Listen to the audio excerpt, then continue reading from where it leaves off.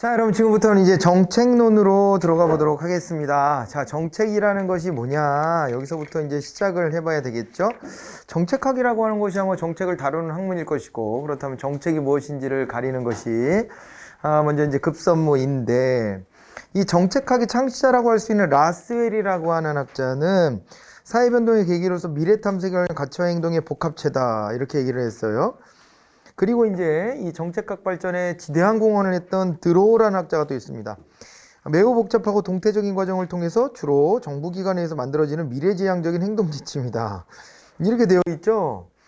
그리고 이스터는요, 사회 전체를 위한 제가치의 권위적 배분, 거의 정책을 정치랑 유사한 것으로 이해를 하기도 하고 그랬어요. 이런 식이어가지고요, 정책에 대한 개념을 우리가 딱 잘라서 외우기가 쉽지가 않아요. 어느 한 사람의 학자의 견해를 기억해 놓자 이럴 필요도 별로 없어요. 그래가지고 이거 이제 이렇게 얘기했었잖아요. 국가가 있고 정치 공동체로서의 국가가 있고 국가의 목적 달성의 통치기구로서 정부가 있는데 요 정부 안에서 정책이라는 것이 이제 만들어지는 것이다. 그래서 정책을 제가 이제 간략하게 설명드릴 때는 요거 이제 정부가 요 방향으로 갈 거예요 라고 하는 활동의 방향을 제시하는 것이다. 정부의 활동 방향을 우리가 이제 정책이라고 볼 수가 있고, 정책이라고 하는 것은 이제 정책이 결정되는 것과 정책의 결정과 그 다음에 정책의 집행이 있는 거였죠. 정책의 집행이 있는 것인데 이 둘을 나눠보는데, 이 정책의 결정을 누가 하느냐에 따라 가지고 입법국가, 행정국가가 좀 이제 구분이 됩니다. 여기에 이제 입법국가 때에는 어땠었냐면, 입법국가 때에는 여기에 정책 결정은 이제 입법부가 맡아서 다 하는 것이었고요. 그 다음에 이제 정책 집행은 요것은 이제 행정부가 하는 것이다, 이렇게 딱 잘라져 있었단 말이에요. 그렇게 됐었는데, 여기에 이제 행정국가 시대 이후에는 행정국가로 넘어오면서부터는 어떻게 되냐면, 정책 결정은 입법부와 플러스 행정부가 이렇게 같이 하고, 그 다음에 이 정책 집행은 여전히 행정부가 맡아서 하는 것이고, 이렇게 구분을 하시면 됩니다. 물론 행정국가가 됐어도 정책 결정의 최종적인 도장은 입법부가 찍어야 돼요. 입법부의 의결 절차가 있어야만 하기 때문에 그렇긴 한데, 그래도 행정부의 입김이 굉장히 이제 세졌다, 이렇게 살펴보시면 되겠습니다. 입법국가, 행정국가 때 정책 결정의 주체가 좀 사뭇 달라지는 거 앞에서도 공부했던 얘기들인데, 이렇게 이제 정리를 하시고요. 자, 그 다음에 또 하나 보니까요, 정책을 기준으로 해서 그거보다 상위 개념도 있어요. 정책보다 상위 개념으로 이제 보니까 뭐가 있어요? 거기 보니까 계획이라고 하는 게 있죠. 계획, 장기적인 플랜 있죠. 플랜이라는 게 있고, 그 밑에서 정부의 활동 방향으로서 정책이 있는 거예요. 그리고 정책보다 좀 밑에는 어떤 개념들이 나오게 되냐면, 거기 보니까 사업, 단위 사업, 과업, 이런 개념들이 있어요. 그죠? 사업이 있고, 그 다음에 단위 사업이 있어요. 단위 사업과 그 다음에 또 그 밑에는 이게 보니까요, 태스크, 과업이라는 게 이제 있는 거예요. 그리고 이제 그 이제 실행, 활동이라고 하는 것이 그 밑에 이제 따라 나오게 되겠죠. 그걸 이제 표로 정리를 해드린 건데요. 이게 이제 정책이 이 정도로 좀 상위 개념이라는 것도 한번 기억을 해두시면 좋을 것 같습니다. 계획은요, 우리 이 방향으로 갑시다, 이 방향성을 결정하는 게 계획이에요. 그리고 그 계획 속에서 영역별로 정책이라는 게 만들어지는 거고요. 그 정책을 구현하기 위한 사업이 이제 사업이 여기에서 결정되는 겁니다. 그리고 이거를 조직 단위별로 쪼개갖고 단위 사업으로 또 나누고요. 네, 그렇게 하고, 그 다음에 그 안에서 각각의 과업이 이제 떨어지겠죠. 그러면은 그걸 바탕으로 이제 실제 실행에 옮기는 것이다, 이렇게 보시면 돼요. 아래로 내려오면 내려올수록 구체화가 되는 것이다 라고 생각하시면 되겠습니다. 그죠? 영어로 원래 이게 말들이 되게 비슷해 보이잖아요. 근데 영어로 하면은 플랜, 이 팔러시 이렇게 돼 있잖아요. 그죠? 예. 그리고 이제 요게 이제 어떻게 되냐면, 사업하고 단위 사업을 어떻게 구분했어요? 그거 보니까 사업은 프로그램이고 단위 사업은 프로젝트고, 이렇게 돼 있죠. 그죠? 네. 이렇게 되어 있고, 그러니까 단위 사업은요, 프로젝트니까 좀 더 구체화된 느낌이 있죠. 프로그램 안에서 프로젝트가 이제 도출이 되고, 그 다음에 이제 태스크가 주어지고 액티비티에 하는 것이다. 이렇게 해서 나눠서 보시면 돼요. 자, 이제 그 참고 삼아 봐두시고, 그 다음에요. 그러니까 요 자체가 시험에 크게 잘은 안 나오지만 요 개념을 알고 있으면 그래도 이제 내용을 이해할 때 좀 도움이 될 겁니다. 예, 용어들을 딱 구분할 줄 알게 되기 때문에 그 점을 영어로도 한번 기억해 놓으시고 우리말로도 좀 기억해 놓으시고 그러시면 어떨까 싶어요. 자, 그리고 이제 정책에 대한 얘기를 조금 더 끌고 나가 볼까요? 정책의 이제 구성 요소가 나와 있습니다. 정책의 구성 요소. 구성 요소는 크게 세 가지로 보시면 돼요. 정책 구성 요소는 그게 세 가지인데, 하나가 이제 정책 목표라고 하는 게 있습니다. 정책 목표라고 하는 게 있는데요. 정책 목표와 관련해서는 종류를 이렇게 좀 나눠보면 어떨까 싶어요. 여기에서요, 정책 목표는 이게 창조적 목표라고 하는 게 있고요. 창조적 목표와 그 다음에 치유적 목표라는 게 있어요. 치유적 목표. 코로나 이전으로 돌아가고 싶죠. 돌아가고 싶잖아요. 그죠? 네, 그래가지고 이제 되게 노력을 합니다. 지금 뭐 2021년도 추석 전에는 전 국민 집단 면역에 도달했으면 좋겠다는 정부가 목표를 세우고 그걸 위해서 노력하고 있어요. 명절 때도 고향에 가지 마라. 이런 얘기도 계속 했었잖아요. 그러다 보니까 이번 명절만큼 이거 좀 극복해 봤으면 좋겠다. 가족들이 좀 오손도손 모여가지고 송편 빚어 먹어야 되지 않냐. 이렇게 하고 있는데 그게 바로 치유적 목표죠. 예전에 했던 것을 못하고 있잖아요. 그걸 회복하기 위해서 노력하는 겁니다. 그죠? 네, 노력하는 거예요. 치유적 목표. 근데 이 창조적 목표는 뭐예요? 창조적 목표는 이런 거예요. 야, 가만 보니까 그런데 이 코로나 과정에서 이 팬데믹 상황 속에서 우리나라가 좀 기회를 좀 잡았습니다. 기회를 잡은 것은 그래도 이게 그랬잖아요. 우리나라가 이제 이렇게 사회적 자본 같은 것들이 좀 높은 편이고 그러다 보니까는요 서로 좀 협력적인 것들도 잘 이루어지고 또 우리가 나름 또 시스템적인 거를 굉장히 좀 목말라 하잖아요. 어느 순간 봤더니 우리나라가 국가적인 시스템이 굉장히 우수해져 있는 거예요. 그걸 이번에 우리가 확인한 겁니다. 국가적 시스템도 우수하고 저도 이제 접종을 맞으러 갔다 왔는데 그거도 이제 어떻게 되냐면 접종 과정에서도 보니까는 이게 시스템 그 안에서도 착착착착 단계별로 탁탁탁 나눠가지고요. 그 프로세스를 축축 진행을 하니까 굉장히 빨라. 예, 접종을 맞추는 속도 굉장히 빠르고 그리고 우리가 이미 IT 강국으로서 뭐 국민들의 정보나 이런 것들 국가가 다 전산에서 가지고 있지 않습니까? 그러니까는 누가 주사를 맞았는지 안 맞았는지 이런 것들도 다 파악이 되고요. 그래요. 뭐 하다 보면 실수도 있긴 하겠지만은 다른 나라들은 이걸 엄두를 잘 못 내는 그 개념이잖아요, 지금. 그런 것이고 이런 속에서 이제 우리가 이 시스템도 잘 갖춰져 있고 그 다음에 상대적으로 시스템도 더 갖춰져 있다는 게 확인이 됐고 국민들의 어떤 그 의식 수준도 높고 그리고 또 여러분들이 가려고 하는 그 공직 분야의 경쟁력도 굉장히 우수한 거고요. 예. 그런 것들이 맞물려 갖고 이 위기를 그 다른 나라보다는 슬기롭게 좀 넘어가고 있는 편인데 이러다 보니까 외국에서 우리나라를 바라보는 시선이 달라졌다는 평가들이 많이 나오고 우리나라를 선진국으로 인정해주는 분위기가 있고 유엔에서도 이제 공식적으로 우리나라 선진국으로 분류하기 시작했고 다른 나라들이 그걸 다 받아들여서 그렇게 한 거거든요. 다른 나라들이 야 니네는 선진국인데 여기 왜 있냐?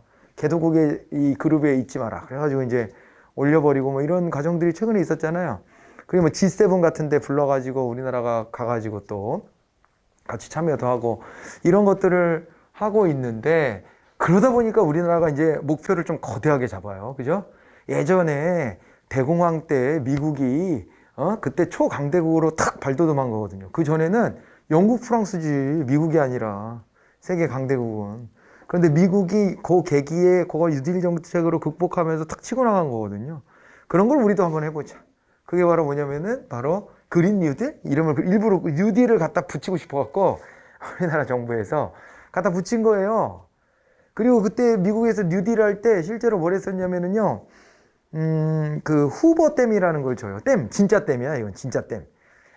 강 개발하고 이러면서 사람들 고용하고 그 사람들한테 이제 월급 주면서 실업자였던 사람들이 고용돼가지고 소비 여력을 확보해서 집에 가서 소비를 해주니까 그러니까 경제가 다시 돌아가고 이렇게 된 거거든요.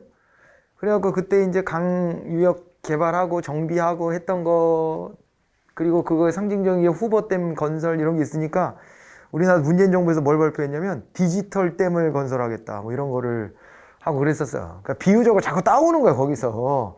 그리고 디지털인데 무슨 댐이라는 개념이 뭐 필요합니까? 그런데 모든 정보를 이제 빅데이터 기술 같은 거죠. 모든 정보를 싹 다 끌어모아 가지고 이거를 지지고 볶고 다 꺼내서 쓸 수 있는 그 틀을 구축하겠다 뭐 이런 걸 하면서 일부러 디지털 댐이라고 비유도 하고 그래.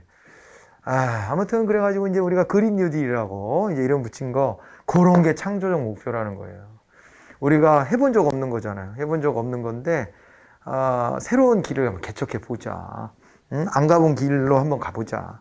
이렇게 하는 거 그런 걸 합니다. 그래서 이거 목표를 이렇게 구분하시면 되고요. 다만 이 목표라고 하는 걸 이쪽으로 좀 당겨 볼게요. 이 목표는요 변동할 수 있어요. 목표가 정책 목표라는 게 한번 정해지면은 그대로만 있는 건 아니더라고요. 정책 목표가 변동할 수 있는데 이 부분이 시험에 좀 잘 나오는 편입니다. 목표의 변동, 뭐 교재로는 뒤쪽에 좀 가면 있을 거예요. 근데 이제 이 목표의 변동이라고 하는 걸 끄집어서 같이 한번 여기서 보려고 하는데 현목표의 변동에서 시험 많이 나오는 애가요. 목표의 전환이라고 하는 게 있어요. 목표의 전환 내지는 목표의 대치 현상이라고 얘기를 해요. 목표의 대치, 목표의 도치 뭐 이렇게도 얘기하는데 요거는 이제 원인이 어떤 걸로 좀 갈라지냐면은요. 원인이 이런 것들이 있어요. 이 과두제 철칙이라는 게 있습니다. 과두제의 철칙이라고 하는 게 있는데 뭔 말이냐면 과두제 철칙이라는 게 뭔 말이냐면 요거는 미엘스라는 학자가 제시했거든요. 근데 미엘스라는 학자가 유럽에서 1900년대 이후에 이제 사회주의 운동 같은 게 좀 퍼지잖아요. 예, 사회주의 운동 같은 게. 그래가지고 그 사회주의 운동을 하고 있는 그 사회주의 정당들을 대상으로 연구를 한번 해본 거예요. 사회주의 사상은요, 어떤 점이 매력적이에요? 사회주의 사상 매력적인 게요, 모든 사람들이 다 평등하게 살아야 된다. 이런 걸 얘기하면 사회적 약자에 주목해 보잖아요. 예쁘지 않아요? 그 자체가? 그 마음이? 그러잖아요. 모든 사람 평등해야 된다. 왜냐면 그 전에 인간의 세상은요, 사실은 약육강식이거든, 인간 세상도. 여전히 또 아니라고 할 수는 없고. 약육강식인데, 그러지 말자는 거잖아. 인간은 약육강식 하지 말고, 모든 인간이 동등히 져보자. 뭐 이런 거를 표방하는 게 사회주의 사상입니다. 예쁘지, 사상이. 그래서 미엘스가 들어가서, 그래. 니네 그 예쁜 얘기들을 하는데, 실제 니네 정당도 그렇게 돌아가는지, 모든 사람들이 동등하게 잘 굴러가는지 한번 봐야지. 들여다봤는데, 아니야. 역시, 가보니까. 어떤 조직이든요. 그래서 이 사람 내린 결론은 어떤 조직이든, 뭐 어떤 사상으로 무장을 하든, 그런 데들조차도 결국에 가보면은 그 조직의 리더들이 원하는 방향, 리더들한테 유리한 방향으로 조직이 흘러가더라. 이게 현실 아니겠느냐. 이게 뭐 그런 연구를 했고, 실제로도 우리가 이제 그로부터 한 100년 지난, 이 연구가 있은 후로부터 100년이 지났는데 100년이 지난 지금은 다 확인됐잖아요. 그죠? 사회주의, 공산주의를 표방했던 국가들을 보면 빈부격차가 사라졌습니까? 아니잖아요. 빈부격차가 사라졌나? 어찌어찌 하다 보면 더 심해지는 경우들도 많이 있어요. 그죠? 입으로는 다 평등해야 된다고 얘기하고 하면서도 결국에는 이게 이 한계를 못 넘었어. 인간의 이기적 욕망이라는 게 가슴 속에 이게 탁 틀어박혀 있기 때문에 쉽지 않습니다, 사실은. 그래서 그렇지 않나? 예쁜 거, 그냥 좋은 얘기 많이 한다고 사회 문제가 해결되는 건 아니에요. 사회 문제 해결하려면요, 그런 거야. 원래 진흙을 묻혀야 뭐 한다 그러잖아. 뭐 그런 것처럼 현실을 자꾸 부정하고 당위적인 것만 내세워 갖고는 현실적인 문제 해결 못 합니다, 절대. 인간은 이기적이다라는 것을 간파하고 접근해야 돼. 간파하고 접근해야 돼요. 인간은 다만 이기적이기만 하지는 않기 때문에 희망이 있는 거예요. 우리가 짐승은 아니잖아요. 다 이기적인 짐승적 본능이 있지만은 그 본능으로만 살진 않아. 거기에 희망이 있긴 하지만, 그러나 결정적일 때는 내 본능이 먼저 앞설 수 있다는 것을 잊으면 안 돼. 그래야지 올바른 정책이 나오죠. 그러지 않고 마땅히 당위적으로 이 방향으로 한번 가보자. 인간의 본능은 다 억제시켜버리자. 이렇게 하는 것은 대안이 될 수 없어요. 그래서 그 사회주의 국가들 있잖아요. 이 공산주의 국가들은 다 보면 사상 통제를 하고 사람들 억압하죠. 왜냐면은 너 그 욕망을 지금 드러내는 것이야? 나쁜 놈 나와. 자아 비판하시오. 이렇게 접근하는 거예요. 그러는 거야. 지도 사실은 지 내면에는 이기적 욕망이 있으면서 남의 자식보다 지 자식이 더 잘 됐으면 좋겠고 뭐 그런 생각 다 있을 거 아니에요. 지가 더 부자가 되고 싶고 다 있으면서 사람들 곤란해갖고 막 비판하고 뭐하고 막 그래서 그들이 하려고 하는 거 다 억압하고 억제시키고 다 이런 식으로 하다 보니까 한편으로는 하향평준화되고 그러면서도 권력을 쥔 놈들은 지들은 또 뒤로는 다 뭔가를 쌓고 있고 현실을 부정해가지고는 해결 방법이 제대로 안 나옵니다. 그런 것에 이제 결론을 우리는 눈으로 봤고요. 이 사람은 아직 결론이 나기 전인데도 이 탁월한 통찰력으로 어떤 조직이든 과두제의 철칙이 있을 수밖에 없다. 조직의 리더들이 지들 욕심을 채우는 경향으로 갈 수밖에 없다. 현실이다. 이렇게 이제 일가를 한 거죠. 그래서 이게 목표의 전환이 되는 건데, 보세요. 과두제 철칙이 있다는 것은 원래 어때요? 이 전체 사회가 추구하던 목표가 있었지만은, 과두들이 자기네들이 이익을 채우는 방향으로 이걸 방향을 틀어버린 거 아닙니까? 틀어버린 겁니다. 그래서 이거가 목표의 전환에 해당한다. 이렇게 보셔야 되고요. 그 다음에 또 뭐가 있냐면은, 목표의 전환의 원인으로, 과잉동조라는 게 있어요. 과잉동조, 동조과잉이라고도 합니다. 이게 뭐냐면요. 이게 지나치게 내부 규율을 따르는 겁니다. 내부 규율에 대한 지나친 강조. 뭐 이런 정도로 보시면 돼요. 내부 규율을 지나치게 강조하다 보면 동조과잉이 돼. 그러니까 절차, 형식 이런 거 있잖아요. 거기에 얽매여가지고 그래가지고 내부 규율을 따르다가 원래 우리가 뭐 하는 조직이지? 이런 걸 자꾸 까먹는 거예요. 원래 우리 왜 존재하지? 이런 걸 자꾸 까먹는 거예요. 그런 거를 요 과잉동조라 그래요. 그러니까 과잉동조가 되면 내부 규율이 너무 많다는 것은요. 레드테이프 현상. 이렇게도 표현하고요. 레드테이프.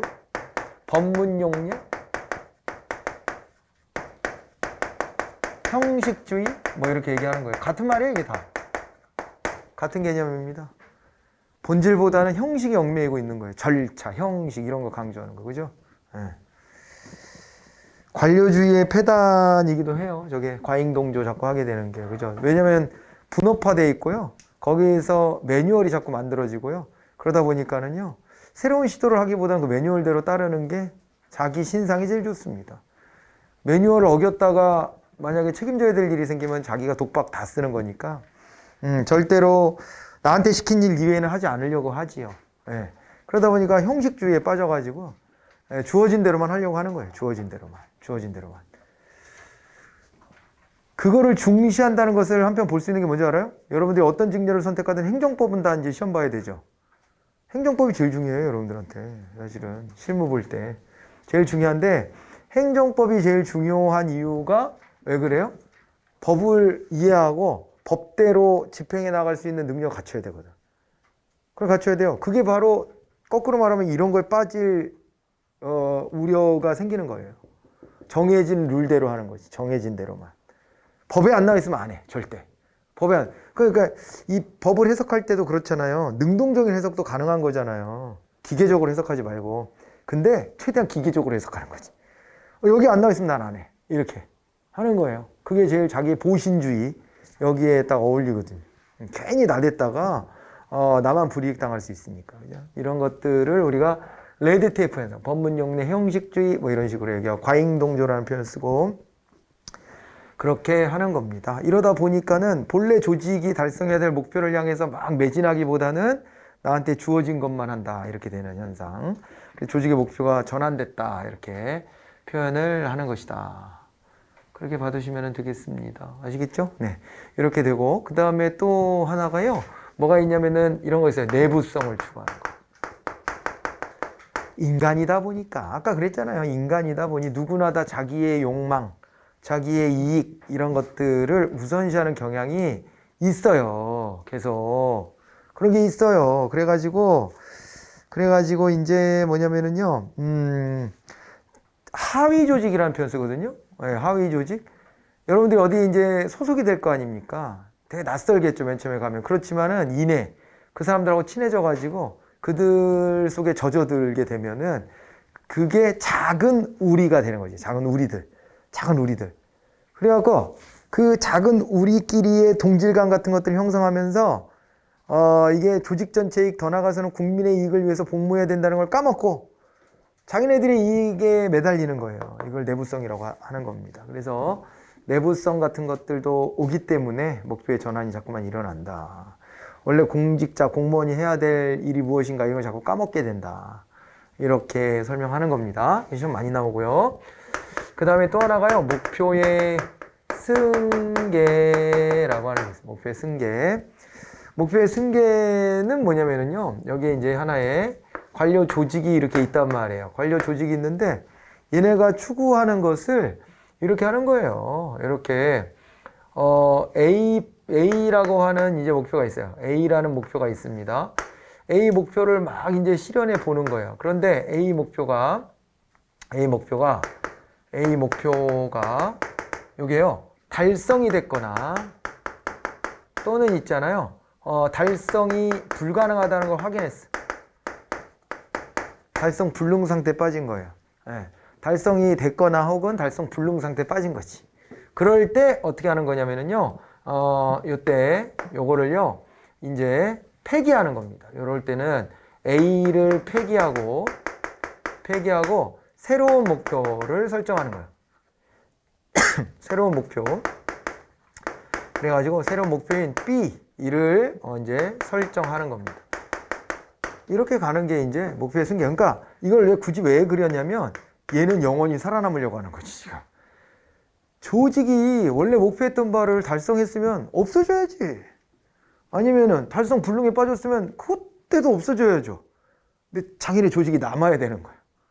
그러잖아요. 관료들이 자기네 조직은 남겨야 될 거 아니에요. 그래 내가 쫓겨나지 않는 거잖아. 남아 있어야지. 그래서 야 A 달성했어? 혹은 달성 안 돼? 야 그러면 새로운 목표 B를 설정하자. 이런 식으로 간다는 거죠. 알겠죠? 이걸 목표의 승계라 그래요. 목표의 승계. 목표가 A에서 B로 승계됐다 이렇게 이해하시면 될 것 같고, 요거에 이제 사례로 제가 꼽아드리는 게 뭐냐면요. 예전에 공업진흥청이라고 있었거든요. 공업진흥청. 근데 이게 나중에 뭐로 바뀐 줄 알아요? 중소기업청으로 바뀌어요. 지금은 중소벤처기업부까지 올라가 있는데 저렇게 바뀔 때가 바로 이 목표의 승계 케이스다 이렇게 볼 수 있어요. 처음에는 우리가 농경국가니까 농경사회였으니까 이거를 이제 어떻게 하려고 그래요? 아니 공업화를 해야 될 거 아닙니까? 공업화를 하려고 있잖아요. 공업진흥청 같은 걸 설치한 거예요. 공업을 장려하고 공업을 진흥하려고. 그런데 하다 보니까요 금세 우리나라 공업국가로 바뀌었거든요. 바뀌어서 공업을 진흥할 일은 이제 더 이상 없어. 그런데 조직은 없어져야 되잖아. 그러면 여기 일하던 사람 어떻게 하지? 그러다가요 야 이제 공업은 많이 팽창이 됐지만은 그 안에서 문제가 뭐예요? 문제가 대기업 중심으로 우리는 성장했거든요. 공업은 장려를 했지만 대기업을 정점에다 딱 박아놓고 대기업이 수출 대기업이 잘 돼가지고 여기 돈을 많이 벌게끔 하는 구조로 해서 경제 성장을 시키려고 했으니까 그 밑에 딸려 들어가는 중소기업들은 너무 열악해지는 거예요. 근데 실제로는 고용도 중소기업이 대부분 하지. 이게 사실은 뿌리가 돼야 되는 것들인데 처음에 그거 신경을 못 쓰는 거예요. 그래갖고 중소기업이 너무 약하니까 야 그렇다면 우리가 공업을 진흥을 시키긴 시켰는데 그 다음 목표로 중소기업을 받쳐주자. 이렇게 해가지고 바꾼 거죠. 그 목표의 승계예요. 그게 목표가 바뀌었잖아요. 그냥 조직은 그대로 남고. 알겠죠? 네. 이런 케이스를 꼽아보시면 됩니다. 자, 그 다음에 말이지요. 또 뭐가 있냐면 나머지는 약간 좀 깍두기스러운 것이기는 한데 이제 뭐가 있냐면은 목표의 확대 같은 게 있어요. 확대. 목표의 확대는 뭘까요? 요거는 하위 목표에서 그러니까 좀 더 낮은 목표, 낮은 문이라고 할게요. 낮은 목표에서 달성을 하잖아요. 그러면은요 좀 더 높은 목표를 딱 제시하는 거예요. 높은 목표를 갑자기 제시하는 겁니다. 이렇게 들어가는 거예요. 올림픽, 도쿄올림픽 보니까 거기서 우리 선수 어떤 종목이었나 그런 게 있었는데 원래 목표는 달성이 됐어. 그랬더니 갑자기 목표를 상향하는 거예요. 예. 원래 우리는 결선에 진출하는 게 목표였습니다. 그런데 뭐 결선에 진출한 거예요. 메달 따서 가야죠. 이런 식으로 바뀌는 거. 그죠? 예. 메달권에만 진입하면 됩니다. 이런 목표를 세웠던 선수가 동메달이 확정되자 금메달 따서 가겠습니다. 이렇게 하면 그게 목표 확대예요. 목표 확대. 조금 더 높은 목표를 제시하는 거죠. 목표 확대. 그 다음에 있잖아요. 목표의 다원화라는 것도 있습니다. 목표의 다원화는 뭐 이제 목표를요. A 목표가 있었는데 목표 A가 있었는데 플러스 B, C 뭐 이런 식으로 확대하는 거지 뭐. 이게 목표의 다원화라 그래요. 여러 목표를 동시에 달성하려고 하는 거예요. 공무원들이 이 짓 잘해요. 목표의 다원화. 어떤 정책을 제시할 때요. 이 정책을 도입했으면 좋겠습니다. 그러면은요. 물어보겠죠. 이제 야 이거 뭐 왜 하는 건데? 이거 하면 뭐가 좋은데? 예산 얼마나 필요한데? 이거 물어볼 거 아니에요. 그럴 때 예산 많이 따고 그래야 되니까는 어떻게 하냐면요. 이걸 하게 되면 이것도 달성할 수 있고 저것도 달성할 수 있고 또 다른 것도 달성할 수 있고 이런 식으로 완전히 무슨 만병통치약 되는 거예요. 만병통치약. 응? 만병통치약이 된다고. 이렇게 하는 걸 목표에 다원하라고 해요. 근데 민간 기업에서는 이런 식으로 하면 혼날 거야. 에? 혼날 거라고요. 야, 이게 다 되냐? 하나만 똑바로 해. 하나하나 잘해. 장난해 지금? 이럴 텐데 공무원 조직은요. 어떤 정책을 만들고 조직을 팽창시키거나 예산을 딸 때 국회의원들을 설득해야 되고 국회의원들을 설득하려면은 명분을 줘야 돼요. 왜 이거를 동의할 수밖에 없는지. 명분을 줘야 되는데 각자 생각이 다 다르잖아요. 각자 꽂히는 게 달라. 꽂히는 게. 이게 된다면 나는 동의할 수 있어. 이런 식으로 국회의원마다 중시하는 게 다르잖아요. 그러니까 막 열거를 하는 거예요. 열거를 하는 거예요. 명분 싸움이니까. 그래갖고 이게요. 보면은요 한심스러울 정도로 이게요 별게 다 된다고 막 이렇게 해요. 진짜. 근데 그걸 뻔히 알면서도 그런 짓들을 계속 반복을 합니다. 반복을 하는데 뭐 그렇게 좋아 보이진 않으나 이 목표의 다원화라는 개념이 이렇게 실제로 있고요. 그 다음에 목표에 우선순위 변동이 또 있기도 합니다. 우선순위 변동. 근데 다만 이렇게 공무원들이요 이렇게 여러 목표를 다 제시를 한다고 동시에 다 잘 달성될 거다 이렇게 믿지는 않지. 또 자기들도 바보가 아닌데 사실은 다 알면서 하는 거니까. 그러니까 거기에서요 우선순위를 정하죠. 최우선 목표는 이겁니다. 이런 식으로. 원래 정책 짤 때요 어떻게 하는 거냐면 주효과라는 것을 찾아내야 돼요. 주효과. 주효과가 있고요. 그 다음에요 부수효과가 있어요. 부효과. 근데 부효과에는 정의 부효과도 있고 부의 부효과도 있어요. 그러니까 생각지도 않은 효과가 따라오는 거지. 따라오는데 여기 마이너스 효과도 있을 수 있다는 거예요. 우리가 뭐 외부 효과 같은 것도 얘기했었잖아요. 그런 것처럼.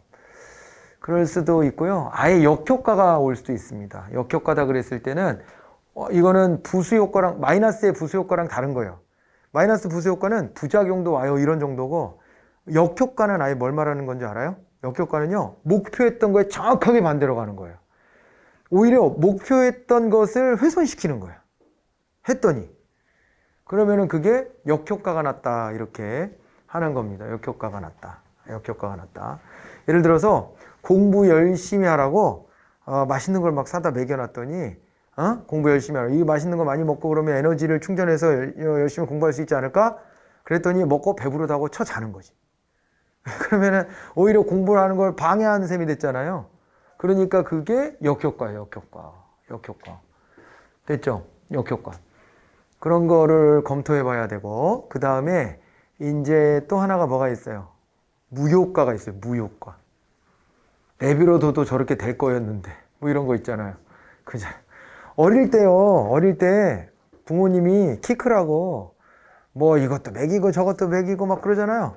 그래 놓고 애가 키가 크면은 역시 홍삼이 좋다는 둥. 그죠? 그렇게 근데 사실은 안 먹였어도 클 거야. 사실 무효과지, 무효과. 효과가 없는데 막 갖다 때려 맞추는 거지, 그냥. 그런 게 무효과예요, 무효과. 효과가 전혀 없는 행위를 막 하는 거예요. 근데 흥미로운 부분은 뭐냐면은요, 정책들을 분석해 보면은요, 무효과가 압도적으로 많다. 무효과가. 그러니까 조직을 만들어 놓으면, 그게 시장주의자들이 그래서 관료제를 막 공격하는 거예요. 조직을 만들어 놓으면요, 뭔가를 자꾸 하거든? 뭔가를 해. 일을 만들어서 해야 돼요. 안 그러면 안 돼. 가만히 놀면 월급 안 주잖아. 내보낼라 그러지. 뭔가를 하거든요. 그래서 이거 정책을 쓰면 이게 좋다고 다 하는데 실제 분석해보면 무효과가 진짜 많아요. 내비로 도도될 거를 괜히 하는 척하고 있는 거 옆에서. 그런 거를 이제 싫어하는 겁니다. 이 기업가족 정부가 되라 주장하는 쪽에서 보면은 그런 게 아주 꼴사나운 거예요. 무효과가 실제로 많으니까 조사해보면. 그렇기도 한 거고요. 예, 무효과가 되게 많고. 그런데 관료들은요 자꾸 어떻게 해요? 그게 나 때문이다 이렇게 해야 되는 거죠. 나 때문에 된 거다. 이 작용이 없었으면 이게 안 됐다. 이것도 뒤에 가서 우리가 그 논리 배울 건데, 이런 것들을 이제 뭐 어떻게 보면은요 Z변수라 그래서 이제 공부를 할 거예요. Z변수. 사실 인과관계에 별 영향이 없는데 인과관계에 있는 척 하는 것들이 있어요. 그런 것들도 이제 볼 거고, 그 다음에 또 공무원들이 잘하는 게 이제 그런 거라는 거죠. 그리고 아까 이제 주 효과를 막 뻥튀기 하고, 그 다음에 부수 효과 중에 플러스 부수 효과 있죠. 그거를 막 포함시켜 갖고 이거 하면 이것도 되고 저것도 되고 막 다 되는 거예요. 이렇게 하는 거라고요. 그렇게 쭉 펼쳐 놓는 겁니다. 펼쳐 놓고 다만 주 효과가 무엇인지, 주된 목표가 뭔지 이런 것들은 설정하게 돼 있지. 알겠죠? 보고서 쓸 때 떠오르는 대목이 될 거예요, 이게 아마. 자, 이제 그렇게 하시고, 그 다음에 정책 목표에 대해서 이 정도 하고요. 정책 수단이라는 게 또 있습니다. 다시 돌아와서. 정책 수단이 있는데요. 이와 관련해서는요, 살라몬이라는 학자를 나중에 볼 거예요. 살라몬이라는 학자를 볼 거고요. 정책 수단과 관련해서 살라몬은 말입니다. 요게 이제 이 구분을 막 이제 했는데, 정책 수단들을 놓고 구분했는데, 이게 직접성의 정도하고요. 직접성의 정도하고, 그 다음에 또 강제성의 정도 같은 거, 이런 걸 기준으로 해가지고 이제 분류를 막 하고 그래요. 강제성에 대해서 강제성이 높은 수단, 강제성이 낮은 수단, 정부가 직접적으로 개입하는 정도가 높은 수단과 그렇지 않은 수단, 이런 것들을 막 나눕니다. 예를 들어서 보면은 정부가 있잖아요. 정부가 바우처 주는 거 있죠. 바우처 주는 건 직접성이 좀 낮은 거예요. 왜냐면은요, 바우처를 준다는 것은 그냥 꽂아주는 거예요. 당신 이 돈 줄 테니까 이걸로 사고 싶은 거 사. 다만 요 바운다리는 정해주죠. 요거와 관련된 거 중에 원하는 거, 시장에서 여러 상품이 있을 테니까 그냥 원하는 거 사시오. 이렇게 주는 거예요. 그러니까 직접성이 굉장히 낮아지는 거예요. 보조금도 그래요. 보조금 같은 것도. 보조금 같은 걸 주는 경우도 기업들한테 당신들이 요 분야에 관련된 걸 생산해 주니 내가 돈 지원해 주겠다. 알아서 생산해라. 이렇게 하는 거지, 직접 개입해 갖고 이래라 저래라 하진 않잖아요. 그래요, 안 그래요? 이런 식으로 해가지고 직접성이 높은지 낮은지 이런 걸 가지고 볼 거예요. 자, 이제 그런 거 한번 받으시고, 그 다음에 또 하나가 이제 정책의 대상 집단이죠. 정책의 대상 집단이 있습니다. 정책의 대상 집단이다라고 했을 때에도 두 가지 종류로 나눠지는데, 하나는요, 정책에는 수혜자가 있게 마련이라 그랬죠. 이거는 우리가 이제 제임스 윌슨의 이론을 볼 때, 예, 그럴 때 이제 정책의 수혜자와 비용 부담자가 있다 그렇게 나눠갖고 우리가 왜 대국이 이익 이런 거 봤었잖아요, 그죠? 대중정치 모형이다, 뭐다 이렇게 봤잖아요. 예, 그거 할 때도 한번 우리 공부했던 겁니다. 정책을 실시하면 반드시 수혜자가 있어요. 누가 됐건 수혜자가 있어요. 왜냐면 돈을 쓰고 하기 때문에 그거의 수혜를 보는 사람은 반드시 있게 마련이에요. 수혜자가 있고, 그 다음에 대신에 비용 부담자도 막 나타나죠. 비용 부담자. 이 돈은 뭐 하늘에 떨어집니까? 이거 다 이제 국민들이 내는 돈으로 쓰는 거죠. 그죠? 네. 쓰는 거지 뭐. 그렇긴 한 건데, 요게요, 이제 수혜자와 비용 부담자가 정책 대상 집단의 큰 두 덩어리라고 생각하시고요. 요게 이제 3대 구성 요소예요. 거기다가 플러스를 하나 더 한다면은 정책 결정자를 포함하기도 해요. 정책 결정자. 누가 정책 결정에 주된 역할을 하느냐. 이런 걸 가지고 또 나눠서 보기도 합니다. 근데 이제 정책의 결정자 내지는 참여자라고 했을 때는요, 요걸 한번 떠올려 볼까요? 여러분 이제 체제 이론 같은 걸 한번 떠올려 볼게요. 체제 이론. 정책이 결정될 때 당연히 체제적인 시스템 속에서 이게 움직여져야 될 거 아닙니까? 샤칸스키가 제시했던 체제 이론 떠올려 보면은 이랬을걸요. 여기 투입이 있고, 그 다음에 여기에 이제 전환 과정이 있었죠. 전환 과정이 있고, 그 다음에 여기 이제 산출 과정이 있습니다. 산출이 있고, 그 다음에 다시 얘가 환류가 있잖아요. 환류. 이렇게 도는 거죠. 그죠? 투입이 되고 나면 여기에서 이렇게 해서 전환이 있고, 전환이 된 결과로 산출이 되어서 나오고, 이것이 다시 어떻게 되냐면 쭉 가서 다시 이제 평가를 받고 환류가 되어서 다시 재투입된다. 이렇게 보시면 되는 거거든요. 이 과정이 있지 않습니까? 이 과정이 있는데, 이럴 때 있잖아요. 이럴 때 이쪽 있죠. 투입과 환류에 큰 영향력을 행사하는 게 이게 이제 비공식적 정책 참여자예요. 비공식적 정책 참여자 내지는 비공식적 정책 결정자.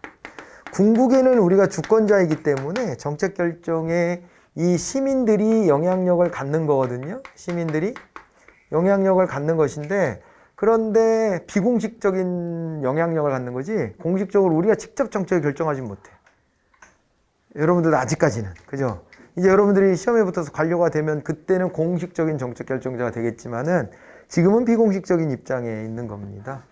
시민들은요, 근데 각자 혼자 떨어져 있으면 주권도 얼마만큼의 크기를 가져요? 국민 주권이라며요. 여러분들 주권자라며요. 여러분들이 갖고 있는 주권의 크기는 얼마네요? 5천만 분의 1이지 뭘.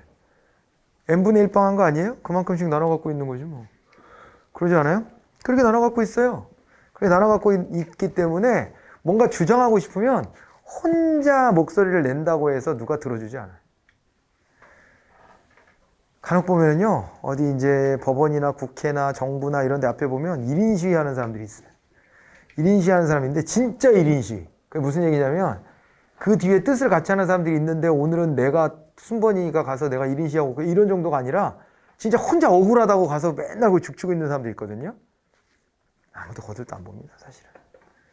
지나가다 이렇게 쓱 볼 수는 있는데 본인은 억울하다고 그런 퍼포먼스를 하는 거지만은 누가 신경 써요, 그걸? 누가 신경 쓰냐고. n분의 1만큼의 주권만 목소리를 내는 것이라서 그것에 대해서 신경 쓸 여력이 없어요, 지금. 응? 그게 진짜 억울하면 요즘에는 수단이 생겼잖아. 현대판 신문고. 청와대에 있잖아요. 그죠? 청와대 청원 게시판?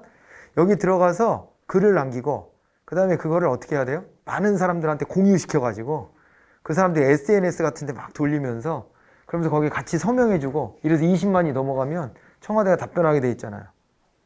그죠? 그런 식으로 하면 모르겠는데, 혼자서, 떠들거나 해봤자 소용이 없어요.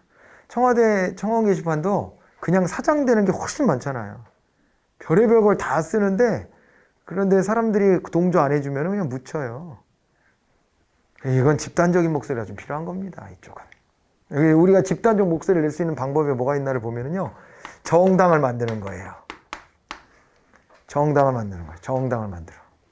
정당을 만들어 활동하는 방법이 있고요. 그 다음에요, 이익 집단 같은 거 만들어서 활동하는 것도 방법이죠. 자기랑 이익의 방향이 같은 사람들, 이런 사람들이 모이는 거예요. 그래서 같이 활동하는 거죠. 집단적 목소리 내야 돼. 혼자 목소리 내봤자 소용이 없어. 울림이 없어. 이게 여론으로 만들어질 수 있을 만큼 해야 돼요. 정당은 이제 정치적 견해가 같은 사람끼리 모이는 거고요. 그래서 사익이 아니라 공익을 추구하는 겁니다, 정당은. 그런데 정당은 좀 독특한 거는요, 그러면서도 출마를 시켜요. 자기네 정당 소속원들을. 이쪽에 이제 좀 이따가 공식적인 이제 정책 결정자들 얘기할 텐데, 거기에 선출직 자리들이 있거든요. 그 선출직 자리에 자기네 정당 구성원들을 공천을 해가지고 당선을 시켜. 그래갖고 여기서 이제 선거운동 같이 해줘갖고 여기로 밀어 넣는 거죠. 아예. 그런 역할까지 하는 게 정당이에요. 그래서 정당은 이 선거 같은 데서 당선되는 게 매우 중요하고, 그러다 보니까요, 관심 영역도 되게 넓어질 수밖에 없어요. 예를 들어서 우리나라에 녹색당 있죠, 녹색당. 녹색당.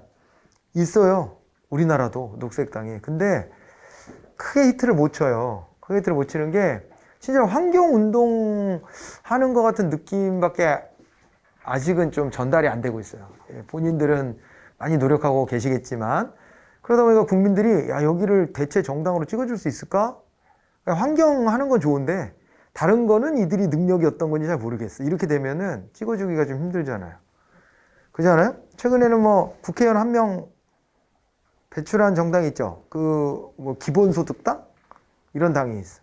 지금 민주당과 같이 연대해가지고 지난번 선거 때 한석을 받았는데, 비례대표를. 그런데 기본소득당이래. 당 이름도 딱 보니까 뭐 어때요? 기본소득 주자잖아. 기본소득 주자. 사람들 기본소득 주자. 그 이외에 물론 그 안에 계신 분들이 또 노력은 많이 하겠지만 국민들이 그냥 봤을 때는 아, 저기는 저 얘기만 하는 당인가 보다. 이렇게 되면은요, 더 이상 이 정당이 팽창하고 확장하기가 좀 쉽지가 않아요. 왜냐하면 정당은요, 여기에 공천을 해갖고 실제 전환 산출 과정에 영향을 미치는 정부 조직에 들어갈 사람들을 배출해야 되는 기능을 하는데, 그들이 들어가면 한 분야만 매달려서 일을 할 수는 없는 거거든요.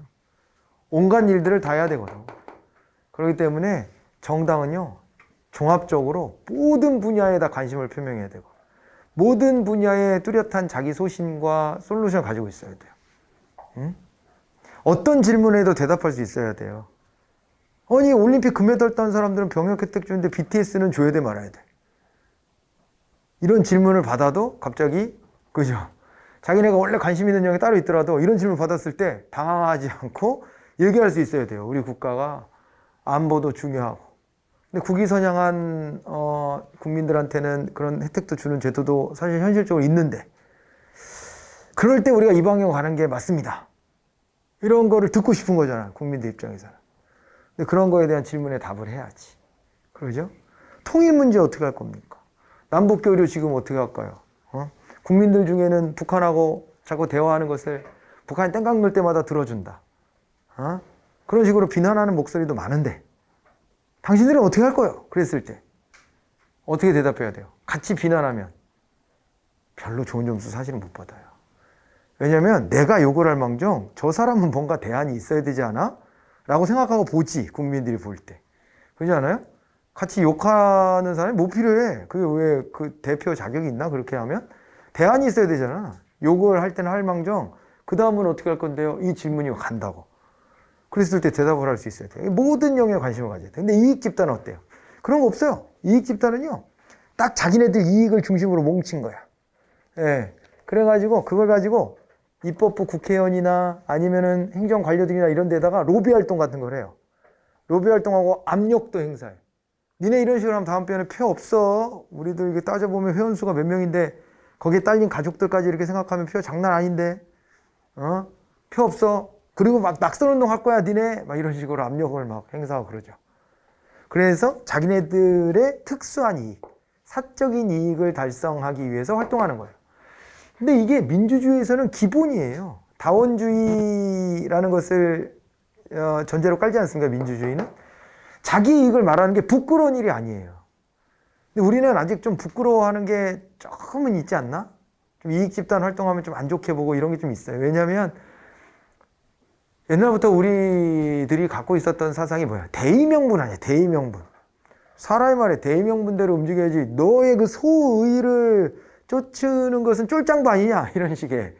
그게 있어, 그게, 실제로. 그래서 자기네들 이익 추구할 때 그걸 약간 좀 쭈뼛거리는 경향이 조금은 있죠. 많이 없어졌지만. 예. 근데 민주주의에서는 자기의 이익을 막 분출하고 이런 것들이 모여지는 게 과정설에서 공익도 그렇게 설명했잖아요. 그래서 이익 집단의 활동도 우리가 공식적으로 다 받아들이고 인정을 해줘야 되는 거예요. 알겠죠? 그리고 시민단체가 있습니다. 시민단체가 있는데요. 시민단체다 그랬을 때는 어떻게 될까요? 시민단체는 이익 집단하고 되게 비슷해요. 자기들끼리 그냥 생각이 비슷하면 모여가지고 으쌰으쌰 하는 거야, 여기도. 그런데 다만, 그리고 제한된 영역에만 관심 갖고, 그런데 다만 여기는 공익적 가치를 추구해. 자기들만 좋자고 하는 건 아니에요. 그런 점에서만 이익 집단하고 조금 차이가 있습니다. 그래서 여기 이제 시민단체는 NGO, Non-Governmental Organization, 비정부기구. 그런데 정치적인 메시지를 자꾸 내고 대안도 개발하고 막 그러고요. 그 다음에 NPO, Non-Profit Organization. 사적인 영리를 추구하지 않아요, 이들은. 그 이익 집단하고 되게 다른 점이죠. 이런 것들도 있고요. 그 다음에 뭐가 있겠어요? 언론을 통해 갖고 또 이제 막 여론 형성에 밀어넣습니다. 됐을까요? 네, 요게 이제 비공식적 정책 결정자가 되는 것이고, 요쪽 있지 않습니까? 전환과 산출. 요쪽은 이제 공식적인 정책 결정자가 되는 것이에요. 여기는 공식적인 정책 결정자가 된다. 왜? 이들이 실제로 뭔가 결정할 수 있는, 사인할 수 있는 권한을 부여받았어. 국민들로부터. 그런 자리들입니다, 여기가. 네, 그래갖고 여기에는 정부라고 보시면 되고요. 정부 조직에 있는 사람들이 하는 것이고, 우리가 상권분립 얘기하면은 뭘 얘기하냐면, 여기 입법부가 있고요. 행정부가 있고요. 사법부가 있지 않습니까? 이들이 저 역할들을 나눠서 하고 있는 것이죠. 그죠? 그 입법부 구성원들을 국민들이 뽑아주잖아요. 행정부도 대통령, 국민들이 직접 뽑죠. 우리는 대통령제 하면서 그렇게 하죠. 고민은 이제 이런 데 있어요. 여기가 공식적인 정책 결정, 마지막 결정할 수 있는 권한들, 집행할 수 있는 권한 가지고 있는데, 그런데 다만 이제 행정부의 관료들은 국민이 직접 뽑아준 적이 없는데, 저 사람들이 시험 봐서 됐는데 저 사람들한테 그런 권한을 주는 게 맞나? 뭐 이런 거. 사법부에 있는 사람들, 판사들, 뭐야 쟤네. 그냥 시험 잘 본 거잖아. 시험 보는 기계들이지 뭐. 시험 뭐 우리나라에서 제일 공부 잘하는 사람들 아니에요? 그런 사람들 모아놨는데 공부를 잘했다고 이런 공식적인 정책 결정에 영향을 미치는 거. 왜냐면 사법부도 재판을 어떻게 하느냐에 따라서 그것으로 기존의 법의 효력이 사라지기도 하고 막 또 그죠? 그리고 또 뭐 새로운 판례를 제시해서 법이 미처 신경 쓰지 못한 분야를 자기네들이 길을 열어주기도 하고. 근데 그 권한을 얘네들은 어떻게 왜 갖게 됐지? 생각해 보니까 막 쓰리 쿠션이야. 우리가 대통령을 뽑아줬더니 대통령이 여기에 대법원장하고 대법관을 임명해. 그러면 그들이 나머지 판사를 임명해. 그러면은 이게 막 3쿠션, 4쿠션 들어간 거죠. 그래서 국민의 뜻이 이게 통해 전달됐기 때문에 이들도 권한이 있다. 그렇게는 하는 건데, 그런데 이들의 권한 어디까지 보장해줘야 되냐. 이런 것들에 대한 고민이 많아요. 이들이 특히 또 지들이 엘리트 의식을 갖거나 그런 사람들도 섞일 거 아닙니까? 또 공부도 잘하고 막 어릴 때부터 우쭈쭈 받고 큰 사람들일 거 아니야. 어디 가서나. 그런데 이 사람들이 왜곡된 가치관을 가지고 국민들에게 영향을 미칠 수도 있는데, 그럴 때 우리가 또 그러면 그 사람을 밀어낼 수 있는 수단은 잘 없어요. 또 야, 너는 아닌 것 같다. 야, 너는 누가 그런 식으로 하래? 이렇게 하고 싶어도 그렇게 할 수도 없고, 이게 참 애매하지. 그럼에도 불구하고 아까 말했다시피 3쿠션이든 4쿠션이든 대리의 대리가 돼서라도 이들이 권한을 그런 식으로 해서 공식적으로 받게 된 거예요. 여기까지 다 넣어줘야 되는 건 맞긴 한 것 같아요. 그죠? 그리고요, 우리가 이게 요거가 상권 분립인데 우리나라는 5권 분립을 해놨어요. 여기다 플러스 해가지고 뭐가 있냐면요, 선관위도 있고요. 이건 행정부에서 사실 갈라져 나온 거지. 선관위. 왜냐면 선거 행정은 따로 좀 해야 된다. 왜냐면 여기 행정부의 우두머리가 대통령이거든. 대통령은 정당 소속의 정치인 아니에요. 대부분. 그러니까는 여기서 선거 관리하는 것은 이건 선거의 공정성이 해쳐질 가능성이 있기 때문에 별도의 조직으로 중립적 지대에다가 선거 관리를 할 수 있는 조직을 따로 떼어놨고요. 그 다음에 사법부, 아까 말했지만 그 우려가 있어요. 사법부 엘리트식 쩔어, 사실은 실제로도. 그리고 그런 조직에서 자꾸 자기가 재판하고 이렇게 하다 보면은 어떻게 되겠어? 자꾸 자기 세계관에 갇혀요. 사람 많은 경험을 해보는 게 되게 중요하거든요. 경험을 해보는 게. 근데 간접 경험밖에 없어. 거기에 있는 저 사건 당사자들을 통해서. 그런 걸 가지고 세상의 이치를 막 재단하고 막 그렇게 하다 보면 왜곡된 판결이 나올 수도 있고. 그리고 또 하나는요, 자기 출세욕이 있는 사람들이 또 있잖아, 이 안에. 그러다 보니까 옛날 독재 정권 때에는 얘네들이 정권이 원하는 재판을 해주고 그랬다고. 그러잖아요. 그래서 87년도 6월 항쟁하고 헌법 개정할 때 헌법재판소를 따로 떼어버렸죠. 하나를 또 만들어버렸어. 헌법재판소, 헌재. 그래갖고 헌법과 관련된 재판은 헌재가 합니다. 따로. 그러니까 사실은 사법부에서 가장 핵심적인 역할을 헌법재판소로 떼어버린 거예요. 완전 제일 중요한 기능을 떼어놓은 겁니다. 이렇게 해가지고 우리는 5부가 돼 있어요. 5부. 3부가 아니라 3부, 5부. 5부까지 가 있고. 여기다가 또 이제 뭐 지자체가 있지 않겠습니까? 지자체? 네, 지자체장도 있고 지방의회 의원도 있고 할 텐데 여기까지를 포함하면 여기 공식적 정책 결정 라인들이 되는 것이에요. 자, 이들이 이제 정책 결정자가 되는 겁니다. 알겠죠? 이 정책의 이제 구성 요소들을 이렇게 살펴봤어요. 네, 그렇게 봐두시고 그 다음에요 넘어가 볼까요? 넘어가 볼까요? 넘어가 보죠. 거기에 있는 가운데 있는 정책 목표와 유사 개념의 비교 있죠. 비전, 밸류, 미션, 골, 그리고 오브젝티브, 그리고 퍼포먼스 이런 것들이 있는데 요거는 진짜로 좀 약간 심화적이기도 하고요. 요것도 그냥 참고 삼아 나중에 좀 보시면 좋을 것 같고 나머지는 뭐 다 설명된 것 같아요. 그렇게 이제 보시고요. 정책학에 대한 얘기만 간단히 하고 이제 좀 쉴게요. 정책학이다 그렇게 하면은요. 이 정책에 대해서 연구하는 학문이 정책학이에요. 그죠? 정책에 대해서 연구하는 학문이 정책학이다. 여기 이제 정책에 대해서 연구하는 학문이 정책학인 것이죠. 정책학. 이게 이제 도출이 된 겁니다. 정책학이 있는데 이 정책학은 말입니다. 행정학에서 일부분을 차지하는 것이다. 이렇게 볼 수가 있고요. 사실은 뭐 또 이렇게 보면은 정치학 영역에서 사실은 어떻게 보면은 요 행정학이나 정책학이 또 도출된 거 아니겠습니까? 이렇게 이제 볼 수 있는 여지가 있죠. 그래서 더 세분화 되고 있는 게 정책학입니다. 언제 만들어졌나요? 정책학은 말이죠. 정책학은 1951년 바야흐로 1951년도 요때 있잖아요. 라스웰을 기억하셔야 돼요. 라스웰이 정책 지향이라고 하는 논문을 발표를 합니다. 이로부터 정책학이 시작이 되었다. 그랬다가 이게 이제 뒤에 드로어 같은 학자가 등장을 해요.